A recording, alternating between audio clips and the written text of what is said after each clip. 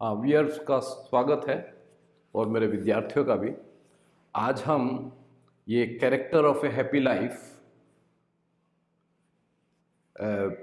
Bye Henry Wotton, इसका पांचवा और छठा यानी जो अंतिम वीडियो है वो इस पर बना रहे हैं। पहले कविता पढ़ देता हूँ, ये दो stanzas. Who God doth late and early pray, more of his grace than gifts to lend, and entertain the harmless day with a religious book or friend. This man is free from servile bands of hope to rise or fear to fall, Lord of himself, though not of lands, and having nothing yet hath all.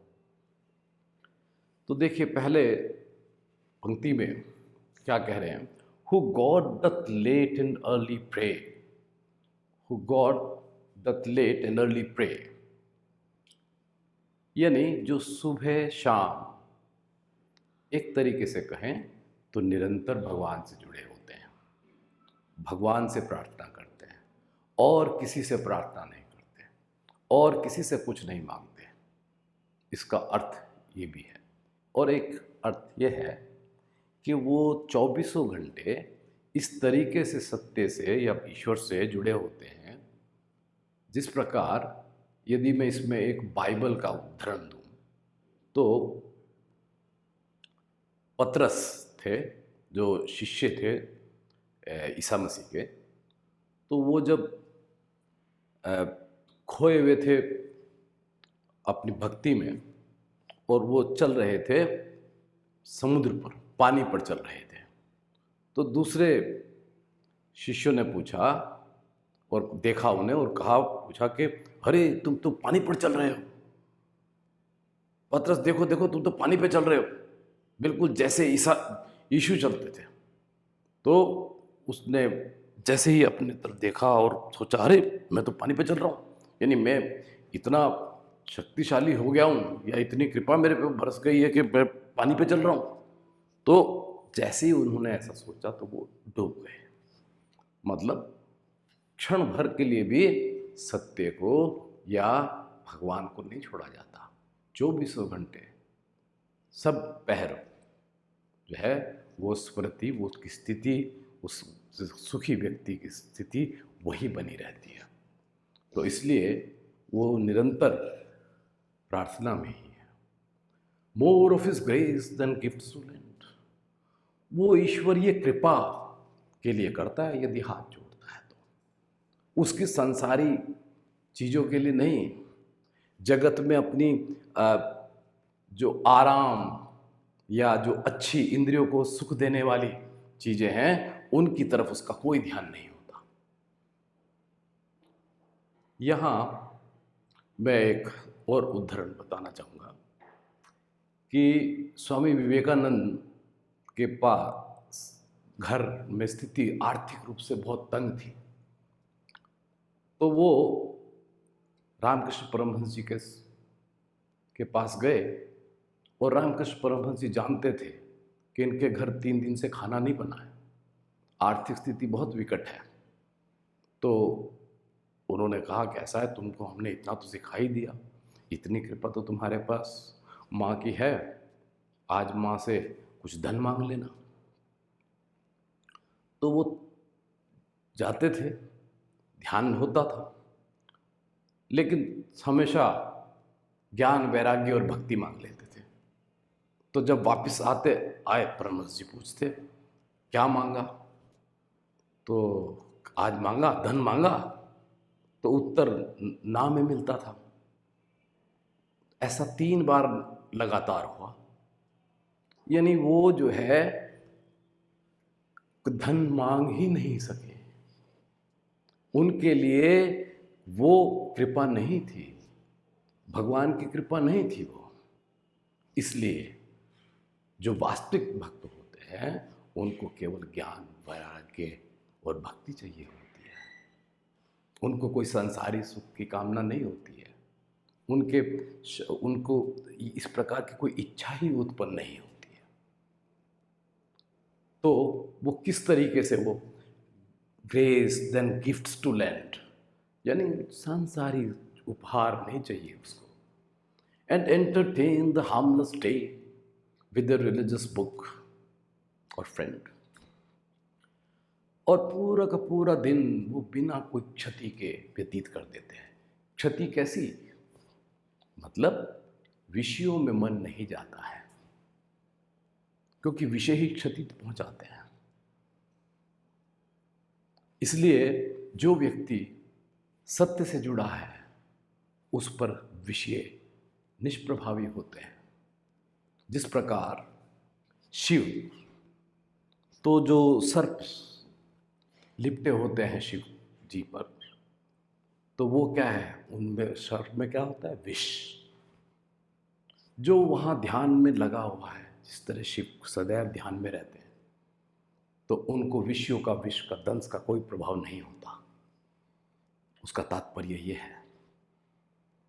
तो जिस व्यक्ति को, जो आत्मा में स्थित है, सुख सागर में डूबा हुआ है, उस पर विषयों का विष कुछ असर नहीं करता.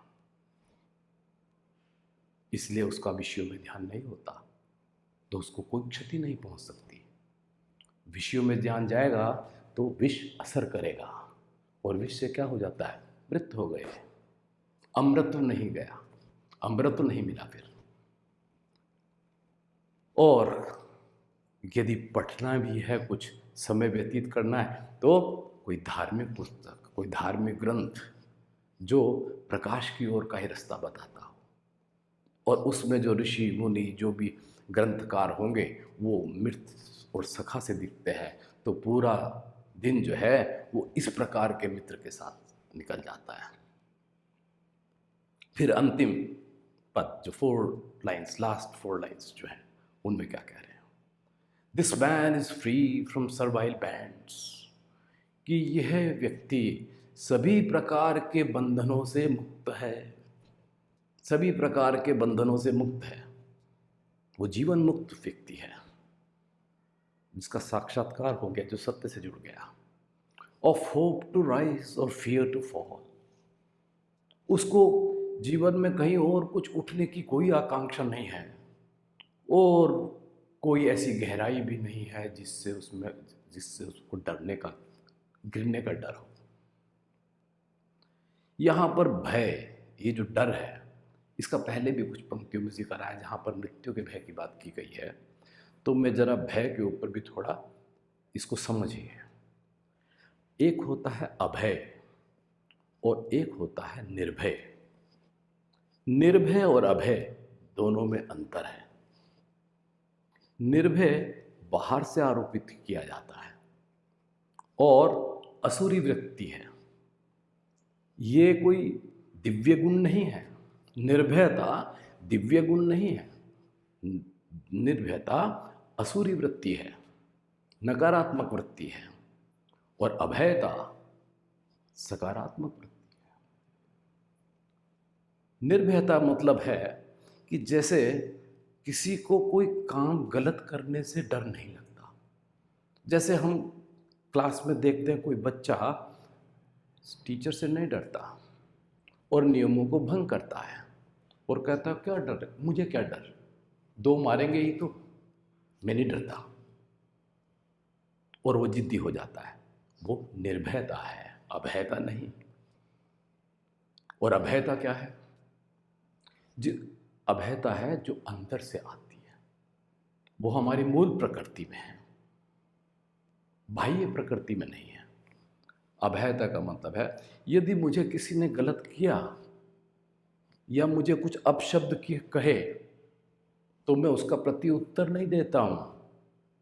मुझे अंदर का ज्ञान बता देता है कि यह व्यक्ति विवश है, विषयों के अधीन है, और ये सही नहीं देख रहा है, और इसलिए वो मुझे कह रहा है ऐसा, तो मैं उसको क्षमा कर देता हूँ.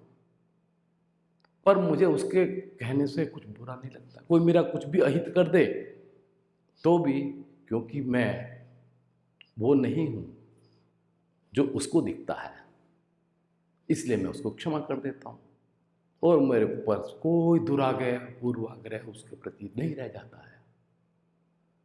तो इस प्रकार जो है ये फियर यानी अभय और निर्भय में भी अंतर करना आना चाहिए। एक अभयता देखिए, सिकंदर ने जब एक सेनापति को एक संत को लेने के लिए भेजा, एक फकीर को, कि तुम्हें यूनान लेके जाएंगे और सिकंदर ने तुम्हें याद करा है, चल।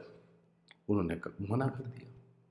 अब उन्होंने मना कर दिया तो उन्होंने कहा कि तुम किसके हुक्म को टाल रहे हो, जानते नहीं सिकंदर कौन है, तुम्हारा सिर कलंक कर दिया जाएगा। तो उन्होंने कहा कोई फर्क नहीं पड़ता, तुम मेरा सिर काटोगे, मैं वहां खड़ा होकर अपने सिर को कटा हुआ देखूंगा, बस इतनी बात है, मैं शरीर नहीं हूं।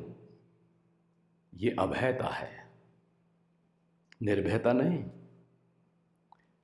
लॉर्ड ऑफ हिमसेल्फ दो नॉट ऑफ लैंड्स।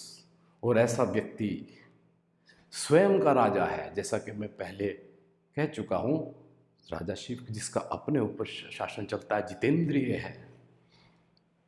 जो जितेंद्रिय है, जिसका अपने इंद्रियों पर शासन चलता है, वही स्वयं का मालिक है। दो नॉट ऑफ लैंड्स, यद्यपि उसके पास कोई भूमि, धन दौलत, संसारी राजपाट नहीं है, किंतु वो फिर भी उसके पास कुछ है। इसीलिए अंतिम पंक्ति में देखिए कैसे क्या क्या कह रहे हैं, and having nothing yet hath all. और उसके पास कुछ नहीं है। इसमें यहाँ पर देखिए, इस सेंटेंस में जो अंतिम सेंटेंस है, यहाँ यूं नहीं आया है कि जैसे ही मे हैव नथिंग, मतलब हो सकता है उसके पास कुछ ना हो, ऐसा नहीं। साफ कह दिया एंड हैविंग नथिंग, यानी उसके पास कुछ नहीं है, यानी कोई चीज ऐसी नहीं है जिस पर वो अपना अधिकार जता सके सांसारिक दृष्टि से, किंतु उसका अधिकार किस पर है? अपने पर है, किसी संपदा पर नहीं। और ऐसी स्थिति में वो, उसके पास सब कुछ है। जिसके पास कुछ नहीं होता, उसी के पास सब कुछ होता है। जिसके पास कुछ होता है, समझ लो वो उतना ही सत्य से दूर है। यदि आप इस बात को समझ जाएं तो बहुत गहरी बात है। तो ये हुआ आपका character of a happy life कविता का जो व्याख्या मैं करना चाहता था। यदि आपको ये वीडियो पसंद आई है तो इसको शेयर करें, लाइक करें और सब्सक्राइब करें। धन्यवाद।